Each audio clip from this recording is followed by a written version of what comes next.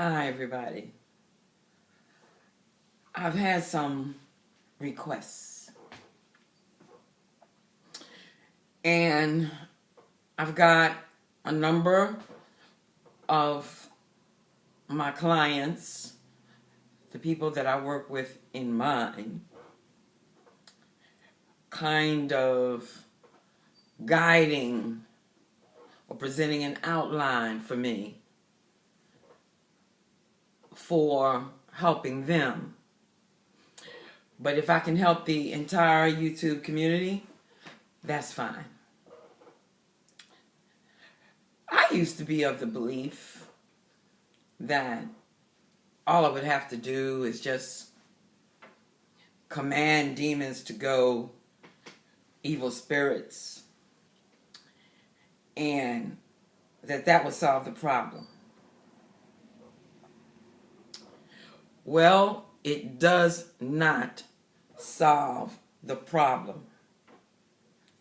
It provides temporary relief from torment, but the evil spirits are going to find another way to torment you.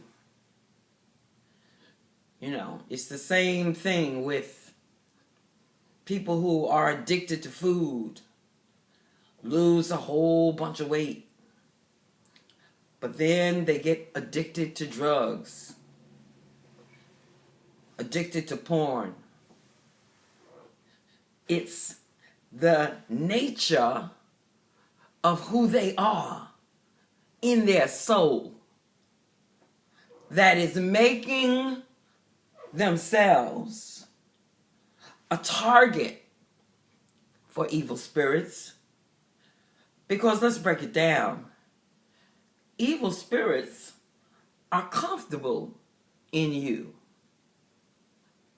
You provide them with the nature of your soul and your personality a conduciveness to wanting to utilize or enforce their skills with you. For example, if you receive accusation and guilt and condemnation, if you walk into a room and you think everybody's talking about you, or everybody is against you, or they think this, or they think that, this is the part of you that keeps the torment going.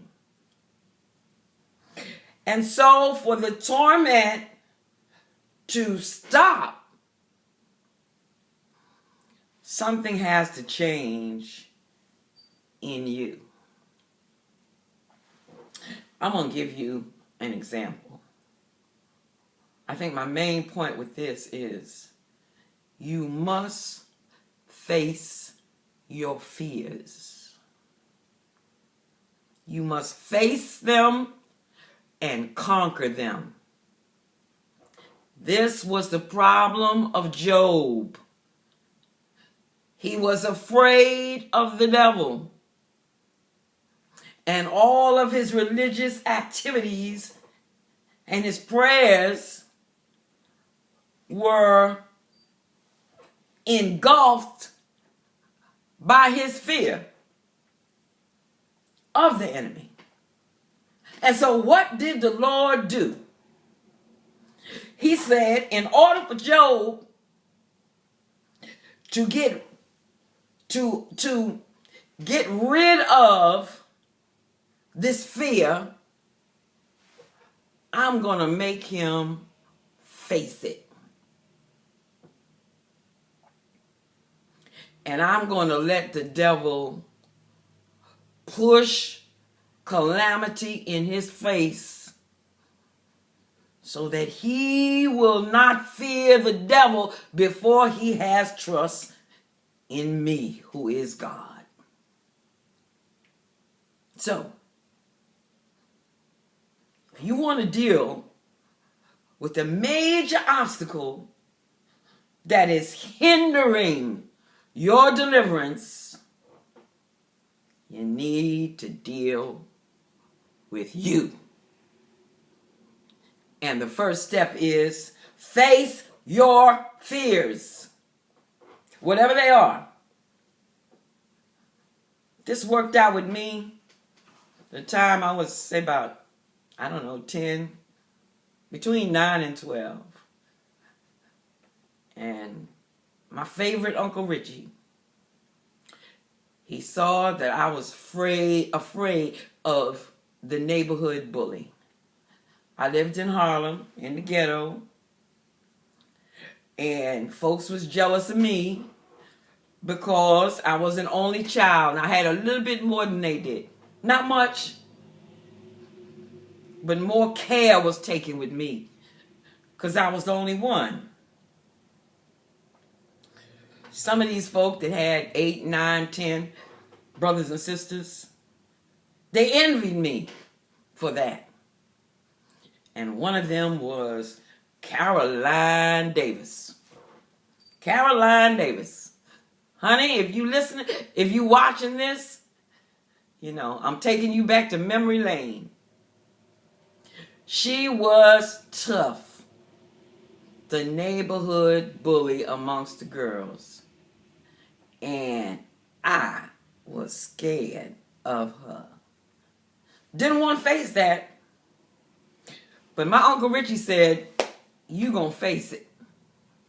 And he said to Caroline, he said, come on here, girl. And he said to me, come on, we going to the park. He said, you can take one person with you, Caroline, and my niece is going to take me with her. And we're going to the park. And he put us out there in the park and turned us loose, and we got to fighting. I ended up with a lump upside my head because I swung my head to block her punch, and I hit my head upside a brick wall, and I had a little lump. But I tore into her, and she tore into me, and we broke out even. She was going all around saying, well, I beat her, I did this. No, she did not. It was a draw. And from that point on, I was no longer afraid of any bully. In my entire life, no bullies. I remember a man who pushed up on me. Met him, had a little one-night stand. I went off to work, left him there, and when I come back, he done moved in my house. He was diabolical, is all I can say. And I was determined.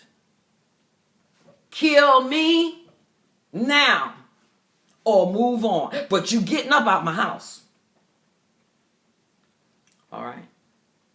This is how you got to be with the devil. And when I say the devil, I don't mean him personally. I mean the emissaries he sets out and assigns to us. This is how you got to be. Face the sucker. Okay?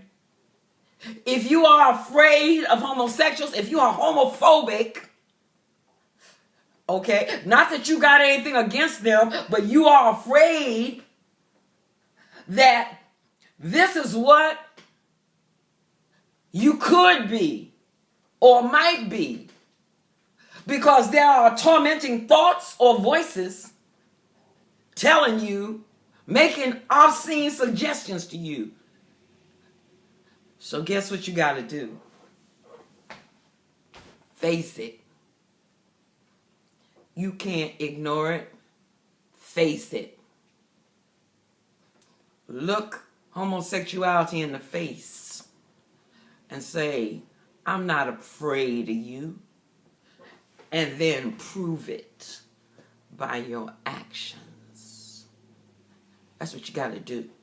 Don't look for me to come along and just cast out some homosexual spirit that's bothering you.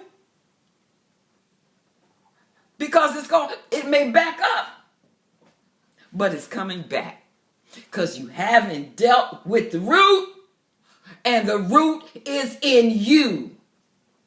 And until you get that, I can't do no more for you.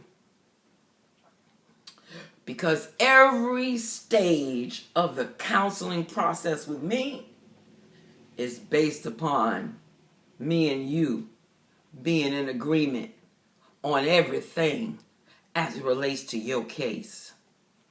And I cannot move forward. I'm talking to my recent client who is now saying to me, I don't believe that I am the cause of this problem. I believe it's because of the torment. Well, you got the torment because of the root of the problem being in you. All right? So until we get here, we can't go no further.